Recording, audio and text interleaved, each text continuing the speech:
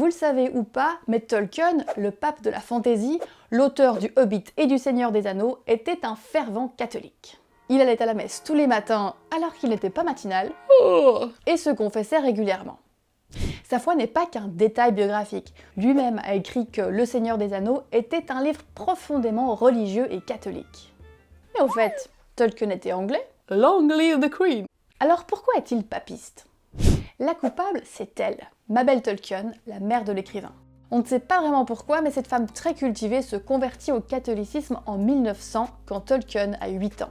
Mais plantons le contexte. Mabel a fait un mariage d'amour 9 ans plus tôt. Elle rejoint son mari Arthur en Afrique du Sud, où ce banquier cherche fortune. C'est là que vont naître John Renald Ruel et son petit frère Hilary. Mais quand le petit Tolkien a 3 ans, Mabel rentre pour des vacances en Angleterre et les enfants ne reverront jamais leur père, car il va tomber malade et mourir quelques mois plus tard. Mabel se retrouve veuve et privée de revenus. Dans ce contexte, se convertir au catholicisme, c'est une décision étrange, parce que les catholiques sont plutôt mal vus à cette époque en Angleterre. Et ça ne manque pas. Quand la famille de Mabel apprend sa conversion, elle lui coupe les vivres. À 30 ans, elle se retrouve isolée, sans ressources, avec 2 enfants à charge. Tolkien garde de sa mère le souvenir d'une véritable martyre qui a choisi la pauvreté et l'exclusion plutôt que de renoncer à sa foi. Bientôt c'est elle qui va mourir, emportée par le diabète. Tolkien n'a que 12 ans et se retrouve orphelin. Alors bien sûr qu'un tel drame va intimement lier le jeune homme à la religion de sa mère. Cette mort va aussi ancrer en lui le sentiment que rien ne dure, que tout peut être balayé. Et ça ne va pas s'arranger avec la Première Guerre mondiale. Tolkien a 24 ans quand il est envoyé en France sur le front. Lui va en réchapper parce qu'il attrape la fièvre des tranchées, mais 2 de ses 3 meilleurs amis sont avalés dans la bataille de la Somme. Forcément, tout cela ne l'a pas rendu d'un optimisme béat. Et ce quasi-désespoir, on le retrouve dans son œuvre. La Terre du Milieu n'est que la ruine d'un passé glorieux, et le mal y revient sans cesse sous des formes nouvelles. Notre seule marge de manœuvre, c'est d'essayer de faire quand même quelque chose de notre vie avant qu'elle ne disparaisse dans le néant. Comme dirait Gandalf, tout ce que nous devons décider, c'est que faire du temps qui nous est imparti. Mais ce pessimisme n'empêche pas l'espérance. D'abord parce que, pour l'écrivain, c'est Dieu qui nous sauvera à la fin. Il nous donnera l'immortalité après laquelle nous courons. C'est ce que Tolkien appelle en littérature le catastrophe, le retournement de situation en faveur du bien. Et puis, l'être humain ne doit pas se prendre trop au sérieux.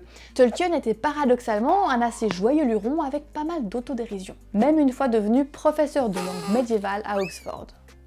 Comme il a perdu ses parents, l'écrivain a énormément investi ses amitiés. Il ne cesse de créer des clubs et de présider des societies.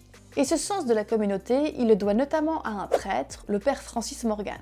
C'est lui que Mabel a chargé de l'éducation de ses enfants après sa mort.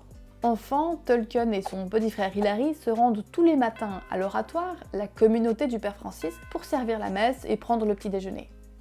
C'est même le père Francis qui va, sans le vouloir, favoriser la grande passion de la vie de Tolkien, Edith. Apprenant que l'adolescent est tombé amoureux d'une jeune fille qui vit dans la même pension et qu'elle a, oh horreur, 3 ans de plus que lui et qu'elle est, oh malheur, anglicane, il va formellement interdire à Tolkien de revoir la jeune beauté. Le garçon de 18 ans devra attendre 3 ans sa majorité pour pouvoir revoir Edith. Et cette attente enflamme l'imagination du jeune homme. Sa future femme va lui inspirer le personnage de Lúthien, la grande héroïne elfique de sa mythologie.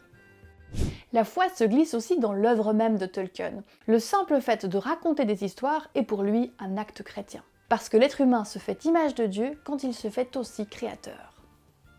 D'ailleurs, Tolkien a un respect infini pour les mythes. Pour lui, ce ne sont pas des mensonges, mais des manières de parler de la vérité. C'est précisément ce qu'il essaye de faire avec Le Seigneur des Anneaux et la genèse de son univers, le Silmarillion. Esthétiquement, ces histoires sont proches des épopées païennes qu'il aime tant, du Kalevala finnois au Beowulf germanique, mais elles sont truffées de sacrés et de figures christiques. Comme Gandalf qui meurt puis ressuscite après avoir combattu un démon, ou Frodon, l'innocent qui porte le poids du mal en montant vers la montagne du destin. Même les méchants dérivent chez Tolkien d'une conception chrétienne.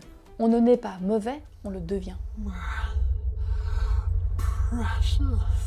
Et puis les dates ont leur importance dans Le Seigneur des Anneaux. Frodon quitte Fontcombe un 25 décembre, jour de Noël, et l'anneau est détruit un 25 mars, fête de l'Annonciation, qui signifie, pour les chrétiens, l'irruption du salut dans le monde et la défaite de Satan. Quand paraît Le Seigneur des Anneaux en 1954, Tolkien y a mis 12 ans de travail et toute son âme. Il écrit craintivement « J'ai exposé mon cœur pour qu'on le fusille ». Contre toute attente, ce ne sont pas les chrétiens qui s'y reconnaissent, mais les hippies, les New Age, les écolos, tout le milieu de la contre-culture américaine. Tolkien tombe des nues, lui le conservateur qui continue à répondre à la messe en latin bien après Vatican II. Le Seigneur soit avec vous. Et cum spiritu tuo. La prochaine fois, nous parlerons d'une contemporaine de Tolkien, mais d'un tout autre genre, l'anarchiste américaine Dorothy Day.